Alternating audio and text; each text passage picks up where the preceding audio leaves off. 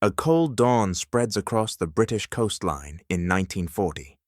In the half-light, the silhouettes of anti-aircraft crews stand against the mist. A Bofors 40mm gun, its barrel dark with dew, pivots skyward. The men wait, listening for the hum that means death is near. Then, the first Luftwaffe bombers appear through the clouds, their engines droning like distant thunder. The gun fires. Shells arc upward in perfect rhythm, one every half second, each round a calculation born of Swedish geometry and quiet genius. As the tracer fire claws into the sky, the narrator's voice cuts through the chaos. How did a neutral country create the weapon that guarded every sky? We cut backward in time, to a grey Swedish morning, years before the Blitz. Inside a modest workshop in the small industrial town of Karlskoga, engineers in oil-stained overalls work beneath the hum of fluorescent light. Lathes spin, blueprints rustle, steel is turned, measured, and remeasured. The company name, Bofors, is stamped into the metal, not as a boast, but as a signature of precision. These men did not chase glory, they chased perfection. Their design was elegant, efficient, and unyielding, a 40mm cannon that combined speed, accuracy, and endurance. It could track the new, faster aircraft that older guns could not touch. Governments took notice. What began as a Swedish experiment became an international standard.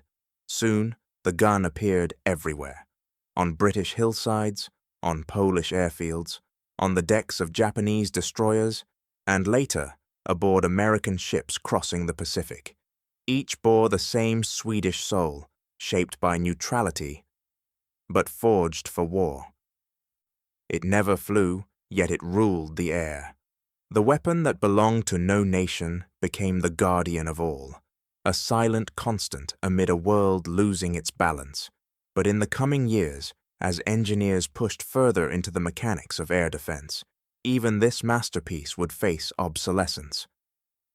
In a laboratory far from the battlefield, another engineer was sketching a design that would make the skies deadlier still. Europe in the 1930s was an engine winding toward destruction. Germany rearmed in secret. Italy marched into Africa. Britain and France spoke of peace, but built for war. Amid this growing thunder, one nation stood apart, neutral, cautious, and watchful.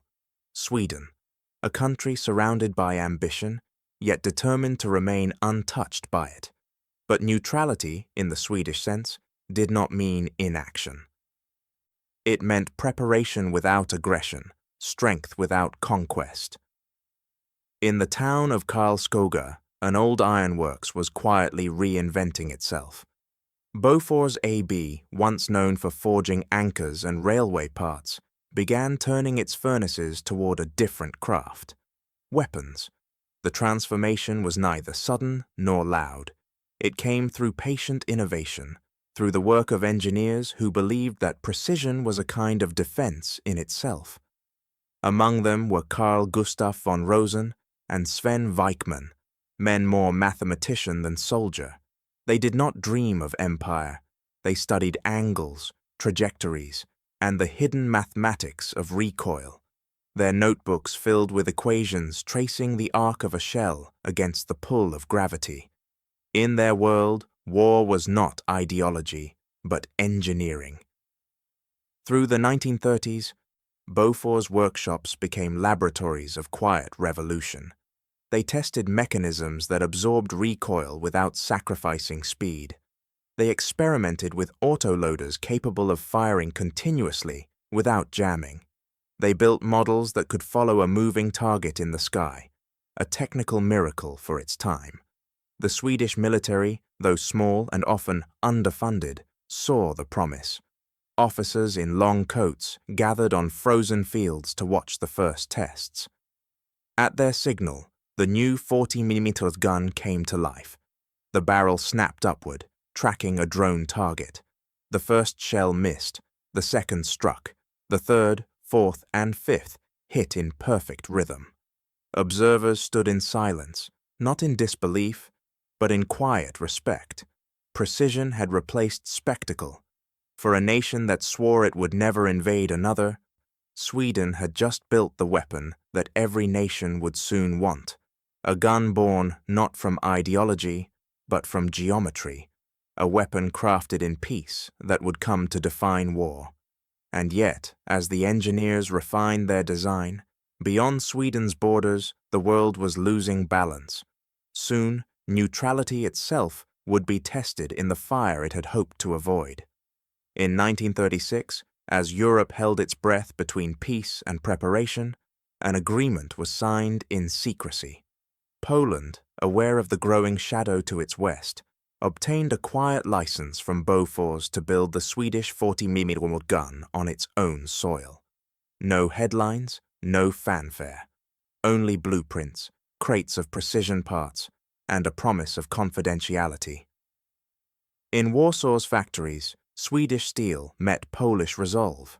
The guns rolled out slowly at first, then in hundreds, each one stamped with a name that could not be spoken aloud. When war finally came in 1939, those guns stood among the first to fire. As German aircraft crossed the Vistula, the Bofors guns answered, their rhythm steady and unnervingly precise. But Poland fell before the world could take notice. When the smoke cleared, British intelligence recovered a handful of these weapons from the wreckage, relics of a neutral design turned into a desperate defense. The results stunned them. British engineers disassembled one gun piece by piece, measuring tolerances, recoil patterns, and elevation speeds. Their verdict was unanimous. This was unlike anything in their arsenal. Simple, reliable, deadly accurate, a weapon that any trained crew could master within days. Word spread quickly across Allied channels, from Woolwich to Washington, from dockyards to design bureaus. In 1940, as Britain prepared for the Blitz, American observers noted in their reports, the Swedish design functions without flaw, mechanical perfection suited to mass production. Within months, factories across the Atlantic began turning out thousands under license. The weapon that had begun in a neutral nation now armed an alliance fighting for survival. Back in Stockholm, the directors of Bofors remained publicly silent. Officially, Sweden was still neutral. Unofficially, its most famous creation was firing in every direction. The gun's journey had become a mirror of Europe's descent. From cautious preparation to total war, the Swedes had built for defense. The world would use it for endurance. And yet, as demand grew beyond control, another country would soon claim the design as its own and change the balance of power entirely. By the summer of 1940, Britain stood alone. France had fallen, and across the Channel, German divisions waited for the order to cross.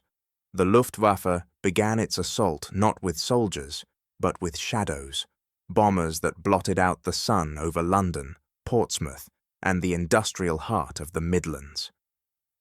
For the first time in modern history, a nation prepared to fight a war not on land or sea, but in the open sky. Around airfields, shipyards, and city parks, the Bofors gun became the sentry of a besieged island. Crews of the Royal Artillery worked in silence, their drills timed to perfection, loading, aiming, firing, each motion practiced until it became instinct. The 40mm shells arced upward in rhythmic bursts, forming invisible lattices of protection above the cities they loved. Every shot was a defiance of gravity, of fear, of the idea that Britain's skies could be conquered. Technicians marveled at its design. The gun's hydraulic recoil absorber allowed for continuous fire without shattering its mount, while its electric motor traversed faster than any previous model. A target could be tracked, fired upon, and destroyed in seconds. For the men behind the sights, the weapon felt alive, a mechanical ally that never tired, never faltered. Beside them stood the women of the Auxiliary Territorial Service. Dressed in khaki, they manned rangefinders and predictors, mechanical computers that calculated an aircraft's future position. Their hands turned cranks, adjusted dials, and fed the gun crews the data that made each shot count. Together, this new partnership of soldier and engineer, man and machine, formed a shield no bomber could easily break. Each shell cost £3, a small fortune in 1940, but a negligible price for the preservation of a city, a family, a way of life. When the raids came, Londoners would look up from cellars and rooftops, watching the tracers rise in arcs of light. To them, those flashes were not just defense, they were hope made visible. Britain believed that technology, properly guided, could outthink terror. They trusted the mathematics of recoil and range over the uncertainties of luck. And as the smoke cleared each morning, the guns still stood, their barrels blackened, their crews exhausted, but their island unbroken. Yet even as Britain celebrated survival, across the ocean another nation was studying the same weapon and preparing to turn quantity into supremacy. What Britain guarded, America would soon multiply beyond imagination. In 1941, months before America entered the war, a small group of U.S. Navy officers gathered at a testing range on the Chesapeake Bay. Before them stood a weapon unlike any they had seen, compact, efficient, and precise. The Swedish Bofors 40mm gun, freshly arrived from Britain, was about to be put through its paces. The Navy had tested dozens of anti-aircraft systems. None had impressed them, until now. When the first salvo roared across the water, the officers were silent. The shells met their targets with uncanny accuracy, a rhythmic, mechanical certainty. Reports from London called it indispensable. The Americans agreed instantly. Within weeks, they moved not to import the weapon, but to remake it in their own image. Licensing agreements were drawn, and blueprints traveled from Stockholm to Washington under guarded supervision. At the Chrysler Corporation and York Safe and Lock Company, engineers crowded around the Swedish plans, marveling at their simplicity. They realized that what Europe had built by hand, America could build by the thousands. Every component was standardized, every screw and bearing measured for repetition. The Bofors gun was no longer a symbol of Scandinavian craftsmanship. It had become an emblem of industrial warfare. By 1942, production lines thundered day and night. Conveyor belts carried barrels past rows of welders. Women in bandanas calibrated firing mechanisms with micrometer precision. In Detroit, 60,000 parts moved through the factory every day. In Pennsylvania, crates stamped U.S. Navy property left for the docks. The gun was reborn in steel-gray uniform. Naval engineers modified its mountings for destroyers, cruisers, and aircraft carriers. They added twin and quadruple configurations, merging firepower with automation. On the decks of the Pacific Fleet, sailors gave it a new nickname, the 40mm. Compact, fast, and merciless against aircraft, it became as familiar to them as the ship's bell. Confidence turned quickly to certainty. American officers believed they had found perfection. Convoys steamed across the Atlantic ringed by these weapons, their crews certain that nothing could pierce the umbrella of fire above them. The Swedish invention had become an American institution, the fusion of foreign precision and domestic abundance. But with every new gun shipped, the design lost a little of its origin's soul. What had begun as the work of patient engineers in a quiet Swedish workshop was now the product of mass labor, stripped of names and sentiment. Genius had been multiplied, and in the process, diluted. The Americans believed their ships were untouchable, yet over the horizon, another threat was rising, one the Bofors could see, but never stop. In the Pacific dusk, the enemy was learning to strike from beyond its reach. In the ruins of Warsaw and Rotterdam, German ordnance officers combed through the wreckage, not for survivors, but for secrets. Among the twisted metal and abandoned gun pits, they found something remarkable: a compact anti-aircraft cannon, stamped Bofors AB, Sweden. The gun had defended its post until the last shell was spent. Its breech was scorched, its barrel warped from heat, yet its mechanism still cycled flawlessly. The discovery intrigued Berlin more than any captured tank. At Krupp's proving grounds in Essen, engineers gathered around the disassembled weapon like surgeons studying a rare specimen. They took measurements, tested springs, and examined the hydraulic recoil system, a mechanism both simple and revolutionary. One senior engineer, after days of study, reportedly muttered, "Verdammt präzise, too perfect for amateurs." The praise was reluctant but real.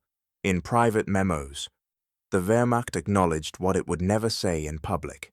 The best anti-aircraft gun in Europe came not from Germany, but from neutral Sweden. While Krupp explored imitation, Japan pursued replication. In 1943, the Imperial Army unveiled the Type 5 40mm, a near copy of the Bofors design, adapted for Pacific humidity and naval mounts. It was heavier, less refined, but unmistakably Swedish in origin. Japanese engineers admired its efficiency, even as they failed to match its precision machining. Across continents and ideologies the blueprint held. The geometry of defense had no allegiance. Sweden, officially, remained apart. Its government maintained neutrality, selling iron ore to Germany while exporting ball bearings to Britain. Its diplomats balanced on the knife edge of survival, ensuring trade flowed but alliances never hardened. Yet the paradox deepened. The same nation that fed the furnaces of the Reich had, through the Bofors gun, armed the allies who sought to destroy it. In the boardrooms of Stockholm, executives justified the contradiction as business, not politics. But history rarely grants such clarity. The weapon that guarded London and strafed Pacific skies had its origins in the same workshops that still delivered raw steel to Nazi foundries. It was neutrality not as virtue, but as survival, a silence that armed both sides of the same moral divide. In the end, even the Axis bowed to Swedish design. They copied it, studied it, envied it, proof that in the machinery of war, excellence transcended flags. The Bofors had become more than a gun. It was the conscience of an industrial age, precise, efficient, and indifferent. And yet, beyond the calculations of neutrality and profit, a new war was already taking shape. One that would test whether the Bofors' perfection could keep pace with a changing sky. For in the next phase of conflict, speed would rise beyond human reaction, and machines would begin to think for themselves. In the heart of Sweden, far from the front lines, the town of Karlskoga pulsed with a quiet intensity. The year was 1942. Europe burned, but here the rhythm was different. Not of artillery and engines, but of machinery in service to precision. The Bofors plant worked around the clock beneath the northern twilight, its foundries glowing with the soft, unending light of molten steel. Inside, engineers moved with monastic discipline. Each wore the same oil-stained overalls. Each spoke the same language of tolerances and calibration. They refined, measured, and rebuilt, not out of pride, but necessity. The war had turned their invention into a global instrument. If the Bofors gun was to survive the pressures of mass production and diverse battlefields, it had to evolve. At the center of this transformation lay the feed mechanism, a problem that defined the gun's genius. Early models had relied on 4-round clips loaded by hand, but this limited sustained fire. The engineers experimented, failing repeatedly until one breakthrough changed everything: the twin-clip autoloader, two curved metal guides that allowed the next magazine to slide seamlessly into place the instant the last round fired. The result was fluid, almost biological, a weapon that seemed to breathe between bursts. It was not just faster, it was continuous. Every part of the system was reconsidered. The recoil cylinder was redesigned to absorb impact through hydraulic compression, turning violent motion into smooth rhythm.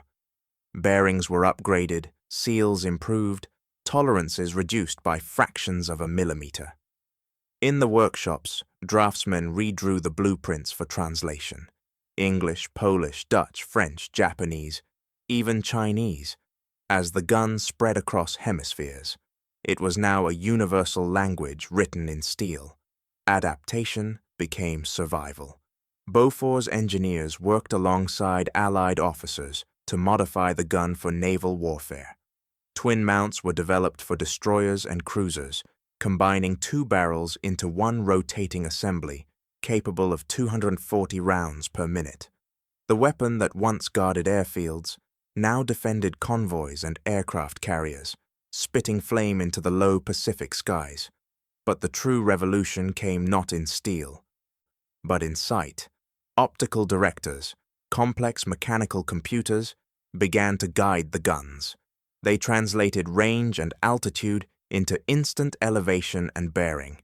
When radar arrived, the integration was seamless. Now, for the first time, men no longer aimed. They interpreted data. Machines tracked what the human eye could not follow.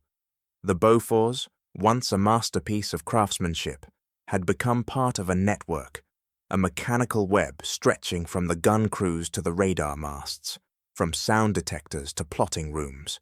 And as the system expanded, so too did its elegance. Each improvement, each refinement, was a tightening of that invisible net over the sky. Bombers that once flew unchallenged now met a geometry of death, unseen but precise. The air war had entered an age of coordination, where engineering replaced chance and computation outpaced courage. In Karlskoga, the engineers rarely spoke of the weapon's reach. They measured success in tolerances, not victories. Yet in the silence of their drafting rooms, they must have known that each new drawing, each polished cylinder and perfected feed, was shaping history. Perfection, they learned, is never born in peace. It is sharpened by fear, refined by necessity, and measured not by beauty, but by survival. But even perfection has limits, and beyond the horizon, the war was already pushing the Bofors toward challenges it was never meant to face. In the deserts of North Africa and the jungles of Burma, a different kind of battle would soon test the gun's very soul. In the spring of 1942, the island of Malta existed as a stone fortress suspended in the heart of the Mediterranean. Every dawn began with the same ritual: the wail of sirens, the shimmer of sunlight on gun barrels, and the approach of black dots across the southern sky. German Stukas and Italian bombers came in waves, their sirens shrieking as they dove toward the harbors and airfields below. Against them, on the cliffs and rooftops, the Bofors guns waited. Crewmen of the Royal Artillery stood at their posts, eyes on the predictors, hands on the cranks. When the signal came, the guns answered, sharp, rhythmic bursts that split the morning air. Shells traced white lines through the sky, geometry drawn against chaos. Each tracer marked a calculation: range, deflection, velocity, an argument between human intellect and mechanical fury. The Stukas fell in spirals of black smoke. Others pressed through, scattering bombs across the runways. But Malta endured. The Bofors guns, battered and overheated, had made the island's airspace lethal. Far across the world, the same weapon was rewriting another front. In the jungles of the Solomon Islands, at a place called Henderson Field, American Marines stood behind guns built in Detroit but born in Sweden. The Pacific humidity corroded rifles and jammed machine guns, but the Bofors endured. At dawn, Japanese bombers would break through the cloud cover, diving toward the runway that supplied the Marines' fragile foothold. The response was instantaneous. 4 barrels rising in unison, their rhythm steady as a drumbeat. The 40mm shells detonated mid-air, fragments slicing through aluminum wings and engines. Marines counted not the rounds fired, but the seconds between impacts. Reports described it simply: accurate, reliable, unstoppable. In those desperate months at Guadalcanal, the Bofors was less a gun than a lifeline. When ammunition ran low, crews scavenged spent clips and reloaded by hand. Still, it fired. It never jammed. At sea, aboard the USS Enterprise, the story repeated itself. During air raids in 1942 and 1943, sailors manned quadruple-mount Bofors batteries along the carrier's flanks. The rhythm of fire became music, 120 rounds a minute, punctuated by the hiss of shells streaking through the humid Pacific air. Gunners learned to track their targets not by sight, but by instinct, adjusting traverse and elevation in fractions of a second. Between attacks, they wiped sweat and oil from their faces, waiting for the next wave to appear. Naval reports confirmed what every crew already knew. For every bomber that approached within range, the Bofors delivered more kills per round than any heavier weapon afloat. The 5-inch guns roared but missed. The machine guns chattered but lacked reach. Only the 40mm struck that balance of precision, rate, and power. It became the heartbeat of the fleet, the sound that sailors came to associate with survival. The legend grew across oceans and continents. In North Africa, on the cliffs of Malta, in the steaming jungles of the Pacific, the gun proved indifferent to climate, fatigue, or fear. Wherever it stood, it created a perimeter of order amid destruction. Crews spoke of it with reverence, not as soldiers to a tool, but as believers to a constant. In the din of engines and explosions, precision became prayer. Each shell fired was an affirmation that calculation could outthink chaos, that machinery could momentarily impose sanity on the madness of war. But even the most trusted weapon would soon face an enemy it could not predict. Beyond the horizon, aircraft were changing, faster, higher, and deadlier than the Bofors had ever been built to face. Every Bofors gun required 6 men to function, 6 pairs of hands, 1 heartbeat. On the battlefield, they formed a circle of precision and trust. The layer adjusted elevation, the trainer swung the barrel through its arc, 2 loaders fed the twin clips, the fuse setter prepared the rounds, and the commander watched the sky. Together they created a rhythm that blurred the line between man and machine. When the alarm sounded, that rhythm became everything. The loader's tempo dictated survival. 1 slip, 1 hesitation, and the entire mechanism faltered. Miss a clip, and in the half-second pause, a bomb could fall, a ship could burn, a life could vanish. The Bofors was not a forgiving weapon. It demanded cooperation at the edge of panic, muscle memory honed to ritual.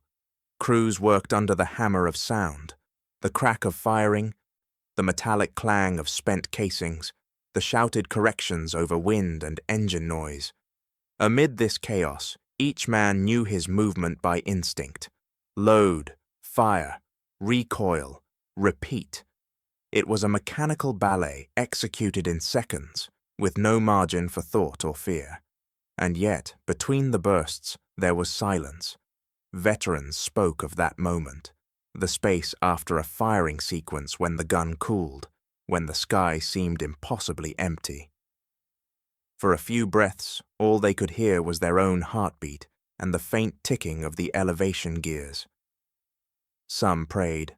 Others stared into the distance, waiting for the next shape to appear against the clouds. It was in those pauses that the humanity of the gun crews revealed itself, not in their courage, but in their restraint. The guns themselves bore traces of their makers. Soldiers gave them names: Elsa, Greta, Sky Witch. On Pacific decks and Mediterranean cliffs, the names were painted in white chalk or carved into metal with a knife. They believed that by naming the weapon, they made it loyal, a companion rather than a tool. When the gun jammed, it was cursed like a friend who had failed them. When it saved their lives, it was thanked aloud. Thousands of kilometers away, in the factories of Karlskoga, Detroit, and York, the engineers read the field reports. They learned what failed under heat, what cracked after 1,000 rounds. Springs were strengthened. Fuses were refined to detonate milliseconds closer to perfection.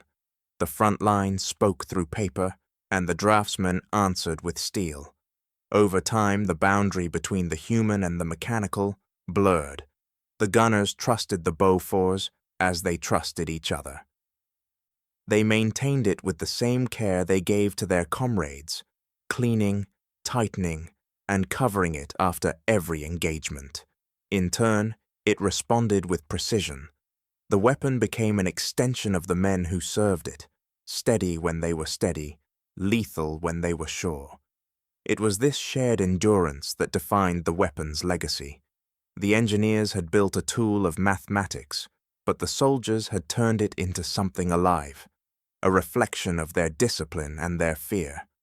Machines do not feel exhaustion or terror, yet they reveal both in the men who use them.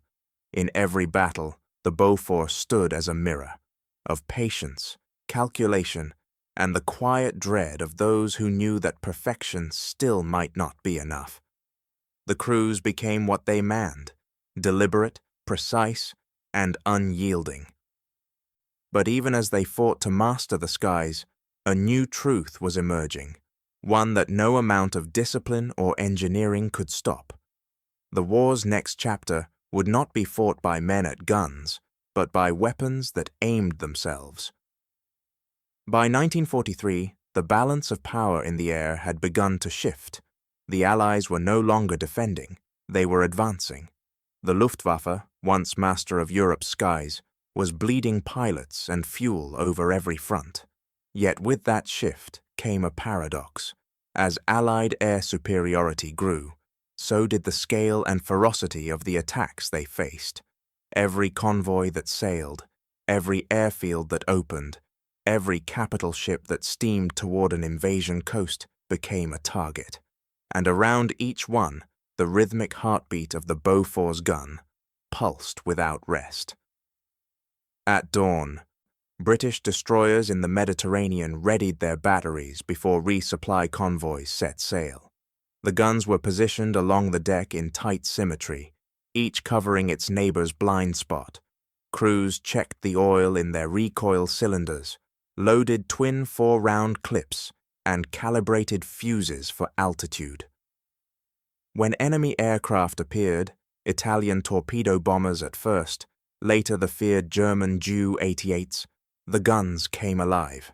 The air filled with streaks of green fire, tracers arcing upward in neat, converging lines. Pilots gave them a name whispered with a mixture of respect and dread: Die grünen Scheren, the green scissors. Across the Atlantic, the same rhythm echoed aboard Liberty ships. Sailors who had once been deckhands now stood behind precision instruments of war. The convoys steamed east through submarine-infested waters, their decks bristling with 40mm of mounts. When the U-boats surfaced and called in their air cover, the Bofors answered.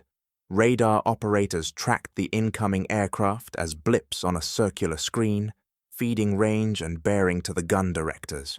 Searchlights carved white columns into the night as shells exploded in synchronized bursts. The sea, once a place of unseen danger, had become a grid of mathematics. Every movement measured, every threat anticipated. In the Pacific, the gun took on a new role, defending fleets that carried entire armies across the ocean. On the carriers, Enterprise, Essex, and Bunker Hill, Bofors guns were mounted in batteries of 4, 8, sometimes 12. As kamikaze attacks began in late 1944, sailors learned to trust the gun's quick reaction more than their own instincts. Its recoil was violent but precise. The rhythm hypnotic. Thump, thump, thump. The sound of men fighting to keep the sky at bay.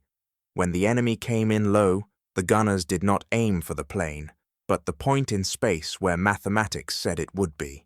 Most times, they were right. The Bofors did not end battles. It prevented endings. It was the barrier between the living and the dead, a machine that turned panic into geometry. Its 40mm shells detonated in symmetrical bursts, invisible equations written in fire. Crews learned that victory came not from courage, but from calculation. They trusted the numbers more than luck.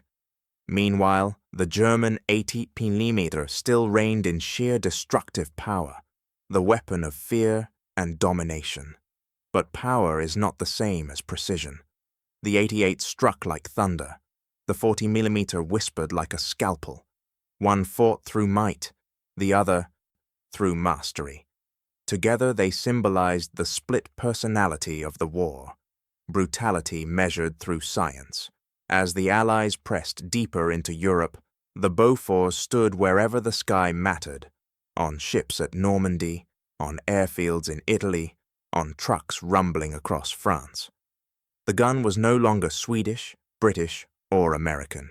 It had become something greater, a shared heartbeat of the industrial age, proof that technology, when perfected, could outlast ideology.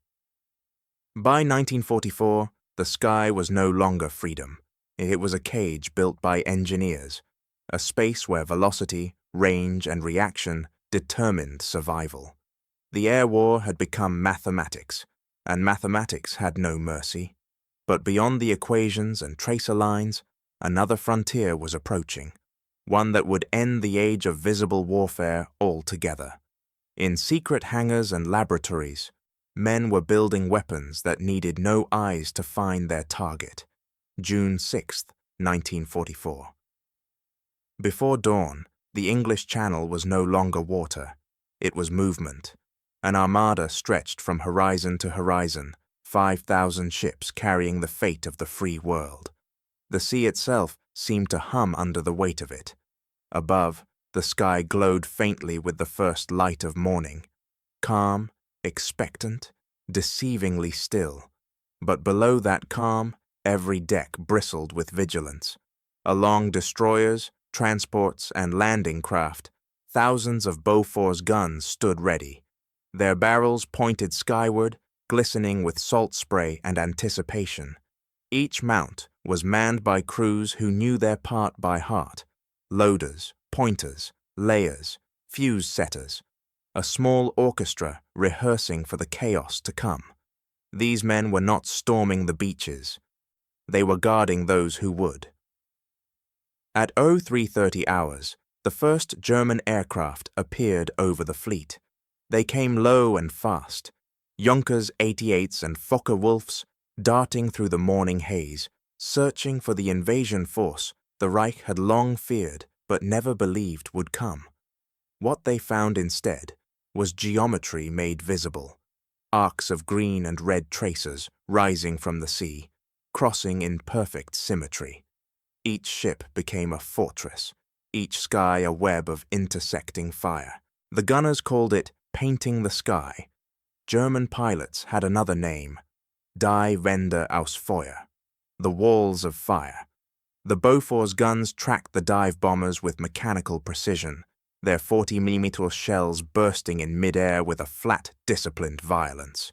Aircraft fell like scattered embers, tumbling into the channel. One after another, the attacks faltered. The air around the fleet became a storm of calculation, mathematics expressed through recoil and rhythm. As the landing craft pushed toward Normandy's beaches, mobile Bofors units followed them across the surf. Mounted on amphibious carriages and half-tracks, they rolled onto the sand moments after the first waves of infantry. German counterattacks came swiftly, strafing runs, mortar fire, the distant howl of the Luftwaffe's few remaining fighters, but each was met by the same unyielding defense. Crews fired until their barrels smoked, pausing only long enough to reload another twin clip before the next pass. On Omaha and Juneau, eyewitnesses remembered the sound, a continuous heartbeat of thunder. "It never stopped," one American gunner wrote. "It was like the sea itself was fighting with us." The guns formed a living perimeter, shielding engineers, medics, and supply crews as they carved footholds in the French sand. Behind every heroic advance, behind every photograph of soldiers pushing inland, stood the unseen hands that kept the skies clear. In the hours when the invasion hung in balance, it was not glory that sustained them, but endurance. The Beauforts did not inspire headlines or medals. It inspired survival. Its crews were invisible, their work anonymous. Yet without their precision, every ship, every beachhead, every moment of progress might have ended in fire. By dusk, the beaches were secured, and the horizon still burned with smoke. The invasion had succeeded, not through speed or surprise, but through steadiness. The men behind the guns had held their ground against the storm, their focus unbroken, their rhythm never lost. History remembers D-Day as the triumph of courage, but courage alone cannot hold a sky. It was discipline, the unseen, mechanical discipline of men and machines in perfect unison, that made the impossible cross the channel. The Beauforts would never be immortalized in statues or slogans, yet it was there at every critical point, turning chaos into endurance. Victory, in the end, belongs not to those who charge forward, but to those who hold the line. And beyond the beaches of Normandy, that same discipline would soon face a final trial, not against aircraft, but against the very limits of the weapon itself. For in the final year of the war, even perfection would be asked to do the impossible. By 1945, the Pacific Ocean had become a graveyard of steel. Every island taken brought the Allied fleets closer to Japan, and with each mile, the attacks grew more desperate. The skies that once belonged to reconnaissance and strategy now belonged to madness. Kamikaze squadrons, young men turned into living weapons, descended upon the Allied armadas in waves of fire. Every ship, from carrier to supply barge, became a target, and between them and annihilation stood one weapon, the 40mm Beaufort's gun. On the decks of destroyers and carriers, the guns waited like coiled springs. Twin and quadruple mounts lined the rails, their barrels blackened from months of continuous firing. When radar blips appeared on the screens, fast, low, approaching. The alarm screamed, and the fleet's lifeline came alive. Sailors sprinted to their stations, loading 4-round clips in unbroken rhythm. At 2,000 yards, the first shells burst. At 1,000, the sky turned white with tracers. From afar, it looked like order. From below, it was chaos barely controlled. The gunners fought not enemies, but seconds. Each pass demanded instant calculation, deflection, lead, range. Each mistake was fatal. The Japanese pilots came out of the clouds, their engines screaming, their wings clipped by flak and flame. Some disintegrated mid-air, others kept coming, burning bateaux, unstoppable, until they struck the sea or the hulls they sought to destroy. Survivors remembered the sound more than the sight.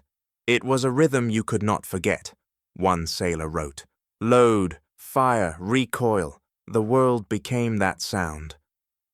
Crews spoke of firing until their hands blistered, until the heat from the barrels scorched their uniforms. Ammunition runners formed human chains across the decks, feeding the hungry guns with endless belts of steel. Between attacks, the silence was unbearable.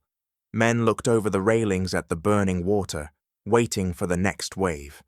In those final months, the Bofors was more than a weapon. It was the fleet's pulse. Without it, no carrier could have survived. No landing could have held. Records compiled after the war told the story the men already knew. 48% of all Japanese aircraft destroyed by shipboard fire in 1945 fell to Bofors guns. Not torpedoes, not fighters, not the vaunted 5-inch batteries. It was the 40mm, small, steady, relentless, that held the line against extinction.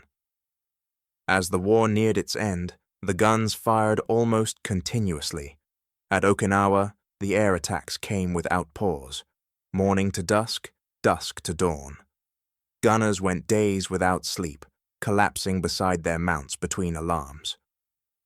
When the order finally came to cease fire, many refused to believe it. They stood at their posts, scanning the horizon, waiting for one more sound of an approaching engine. But none came. The sky was empty. The war was over. When peace returned, the ships sailed home in silence. Their Bofors barrels were worn smooth from friction, their mounts rusted by salt and time. Engineers examined the weapons and found them still functional, still ready. The guns that had once guarded the world's largest fleet were now monuments to endurance. In the quiet that followed, the echoes of their rhythm lingered, not as thunder, but as memory. The same precision that had protected life had also taken it, measured round by round, second by second. The men who had fired them carried that weight long after the noise had stopped. The 40mm of Bofors had done what it was built to do, and far more than its makers could ever have imagined. From the fields of Europe to the storms of the Pacific, it had proven that perfection in war is never triumph, only survival. And when the last gun fell silent, the world finally heard what it had been saying all along, that even in victory, there is loss. In its silence after war, the world finally heard its echo. In 1945, as the world's battlefields fell silent, the echo of the Bofors gun lingered in every armory, every dockyard, every engineer's notebook. The weapon that had once guarded convoys and airfields now became an object of study. Across Europe and America, young engineers dismantled captured mounts and spent barrels, not to fire them again, but to understand how something built in a neutral nation had come to define a global war. The lesson was clear. Precision, not power, had determined survival. In a world now facing the jet age, this philosophy mattered more than ever. The speed of combat had outpaced human reaction. The next generation of weapons would need to think faster, predict further, and fail less. On drawing boards from London to Washington, designers traced the same Swedish geometry that had once guided shells through propeller-driven skies.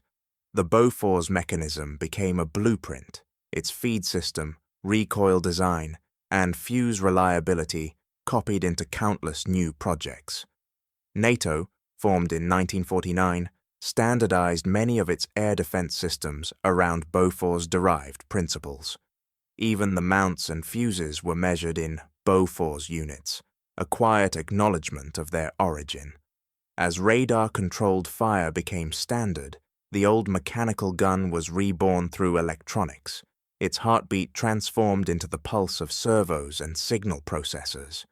In the new conflict that followed, the Cold War, the 40mm refused to fade. It guarded air bases in Germany, patrolled carriers in the Atlantic, and stood sentinel in the jungles of Southeast Asia. Where the Iron Curtain divided Europe, the Bofors stood on both sides. It was used by NATO and Warsaw Pact nations alike, by democracies and dictatorships, by countries that once fought each other and now feared the same unseen enemy. Neutrality, it seemed, had long ago lost its meaning. Back in Stockholm, the war had left no ruins to rebuild. only a reputation to manage. Sweden's economy quietly prospered. Exports of arms and licenses poured currency into its factories. The name Bofors became a symbol of national precision, a brand as trusted as it was controversial. For every country that bought its guns, another questioned the morality of their trade. In the parliament chambers of Stockholm, the debate sharpened. Could a neutral nation profit from death and still claim moral distance? Some argued that Sweden's weapons had preserved lives, defending democracy when neutrality could not. Others saw only hypocrisy, that every invoice paid in foreign currency was also written in blood. At Bofors headquarters, the engineers who had once designed for survival now faced a quieter conflict. Their work, admired and replicated worldwide, was inseparable from the destruction it had enabled. The same mathematical perfection that once saved lives had also made killing more efficient. There was no easy distinction anymore between creation and complicity, and yet the machine itself remained indifferent. The same balance of pistons and springs, the same pursuit of flawless function. Its designers had long since understood that invention outlives intention. What begins in defense often ends in demand. The 40mm Bofors had become more than a weapon. It was now an idea, one that nations would refine, imitate, and adapt for decades to come. It proved that mastery in engineering carries its own kind of immortality, one not bound by borders or moral certainty. But as the world built new weapons in its image, a different kind of threat was emerging, one not of aircraft, but of ideology. For in the uneasy peace that followed, neutrality itself would once again be tested, this time not by bombs, but by politics. By the 1960s, the world had moved on. The age of the missile had arrived. Radar-guided rockets and surface-to-air systems promised precision far beyond the reach of any mechanical gun. The Bofors 40mm, once the guardian of skies and fleets, now seemed a relic from a simpler age. Its barrels, once polished daily, were left to cool in the quiet corners of military depots. Across NATO and Warsaw-pact nations alike, crates marked Bofors 40mm were stacked, catalogued, and forgotten. In museums and naval yards, the guns became artifacts. Children climbed on them without knowing what they were. Their breeches were sealed, their sights clouded by dust. Curators labeled them with small brass plaques. Anti-aircraft gun, 1936-1945, as if the weapon's story had ended there. But memory is not so easily archived. For the men who had once served beside it, the Bofors was more than metal. Veterans remembered its sound, a distinct rhythm that no missile could replace, the thud of recoil, the crack of its shells, the staccato music of survival. In memoirs and reunions, they spoke of it not as a weapon, but as a companion. "It never failed us," one Royal Navy gunner recalled. "You trusted it like you trusted your own hands." Back in Sweden, the engineers who had built it were retiring. Their drafting tables were cleared, their tools passed to younger men designing supersonic interceptors and radar-linked batteries. The old blueprints were archived in silence, filed away under legacy systems. Yet even as the world seemed to forget, the Bofors refused to vanish entirely.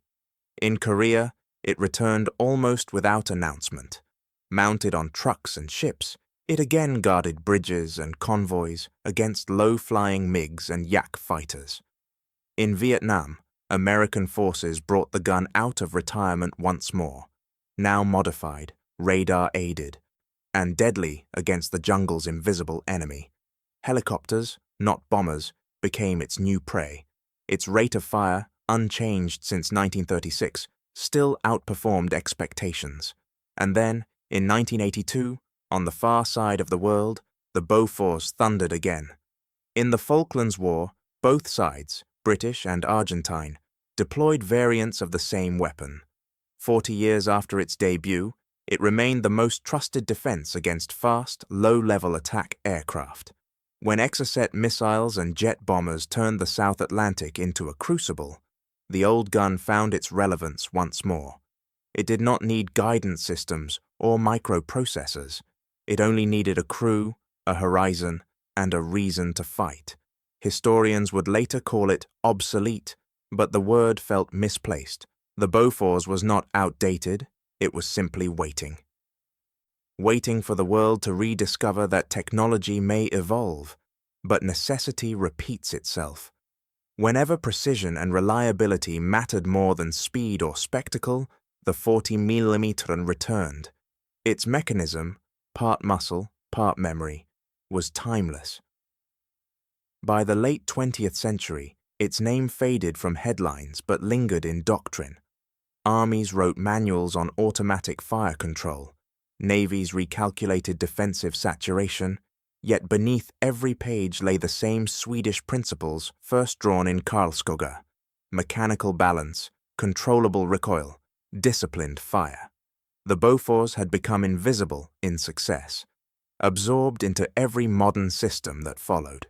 In the quiet after its last wars, a few of its creators lived to see their machine displayed behind glass. They stood before it as old men, their reflections merging with the gunmetal. Around them, tourists passed without notice, but for those who understood, the silence carried weight. It was the pause between battles, the space where invention rests before being rediscovered. Obsolescence, after all, is rarely death. It is merely history taking a breath. And even as the world looked to the future, to missiles, satellites, and computers, the echo of the 40mm still lingered, steady and patient. Some inventions fade, others wait for the next storm to prove that they were never gone at all. Today, the Bofors 40mm sits in the stillness of a museum, its barrel polished, its breech closed, its presence unchanged by the passage of time. The metal, once worn by the heat of battle, now gleams under controlled lights, surrounded by silent plaques and visitors who pass without knowing the weight of its legacy.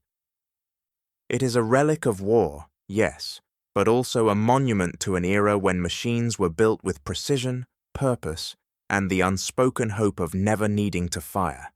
Yet, despite its stillness, the Bofors gun's influence endures, hidden in the machinery of today's warfare. Its principles live on in modern autocannons, the defensive CIWS, close-in weapon systems that protect aircraft carriers and military installations. The rhythm of its twin-barrel design, the accuracy of its fire control systems, and the elegance of its feed mechanism continue to inform the weapons that guard our skies.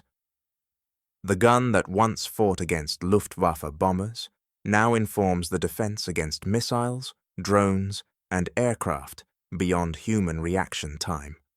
Its spirit, silent yet never forgotten, hums through the systems of the present. The Bofors gun's legacy is a reflection of Sweden itself, a country defined by neutrality, yet unknowingly shaping the course of global warfare. In the forests and lakes of its homeland, the engineers who designed the 40mm gun worked in quiet isolation, crafting a tool of such precision that it would redefine the way the world fought. Sweden, neutral on the world stage, would find its influence spreading far beyond the borders of its forests. The irony is profound. A nation that never joined the conflict of the Second World War would, through sheer innovation, change the nature of war itself. Historians today call it the most influential medium anti-aircraft gun ever built. That is no small title. The Bofors gun was more than a tool of defense. It was a harbinger of the mechanized warfare that would soon follow. It was a weapon not of brute force, but of coordination, the balance between human decision-making and mechanical efficiency. In a war defined by chaos, the Bofors brought order. Its quiet precision, its careful design, and its unrelenting reliability were what allowed fleets and airfields to survive. It became the heartbeat of defense, unseen but ever present. And yet, its silence is perhaps the most enduring part of its legacy. It was never the weapon that captured headlines or paraded through victory celebrations. It never became the hero, nor did it ever seek the spotlight. Its story was written not in the roar of battle, but in the steady, measured rhythm of men and machines working together to survive. That silence, in contrast to the cacophony of war, became its moral force. It was built to defend, not to conquer, to protect, not to destroy. And in that, it found its own kind of victory. What began as a simple, mechanical solution to an aerial threat became far more than that. It was a symbol of engineering excellence, of moral complexity, and of the quiet but undeniable impact of neutral innovation on a world at war. It was not Sweden's intent to change the course of history, but in the creation of the Bofors 40-meter, that is exactly what happened. They built it to defend the sky. It ended up defending the world, and in its silence, its legacy continues to echo.